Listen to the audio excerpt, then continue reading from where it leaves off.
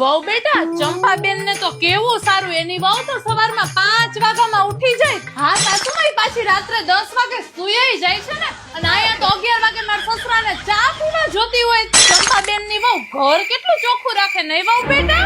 એમાં શું સાસુમાં, ચંપા માસી તો બધાય કામમાં હારો હાર હોય ને. હા પણ તોય ચંપાને વહુ ઘણી સારી મળી ગઈ છે. હા ઈ તો જેવી જેની ગોતવાની આવડે. હા વહુ બેટા મારા દીકરા માટે તો ગોતવામાં થોડી ઉતાવળ થઈ ગઈ, પણ મારી દીકરી માટે છોકરો ગોતવામાં ધ્યાન રાખશું. હા હા દીદી માટે તો આપણે મસ્તીનો છોકરો ગોતશું, ખાલી છોકરો ગોતવામાં ધ્યાન એટલું રાખશું કે છોકરાને બધું ઘરનું કામ આવડતું હોય.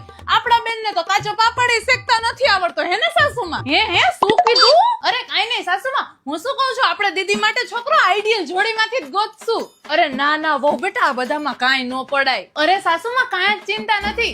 આધાર કાર્ડ ને પાન કાર્ડ ના ઓટીપી થી વેરિફિકેશન થાય અને પાછું ફેસ વેરિફિકેશન પણ થાય, એટલે ફેક પ્રોફાઇલ નહીં. હે અને હા આમાં રીલ બનાવીને અપલોડ કરી શકે, એટલે શું સામેવાળા પાત્રને આપણે વધારે ઓળખી શકી. અને આમાંય તમારી દીકરીનો તો લટોડિયા પટોડિયા કરવામાં પહેલો નંબર આવે એમ છે. એ બધું તો ઠીક વહુ બેટા, પણ તારા મોબાઈલમાં આઈડિયલ જોડી કાં છે? એમાં શું મારી મમ્મીએ ઈ જ કહેતા હતા કે આપણે સાસરું ગોતવામાં થોડીક ઉતાવળ થઈ ગઈ છે, તો મેં કીધું હું જોઈ લઉં કઈ પરફેક્ટ મળી જતું હોય તો, એટલે તમારે ને મને બેયને શાંતિ ને સાસુમાં. શું કીધું વહુ બેટા? મજાક કરતી હતી સાસુમાં.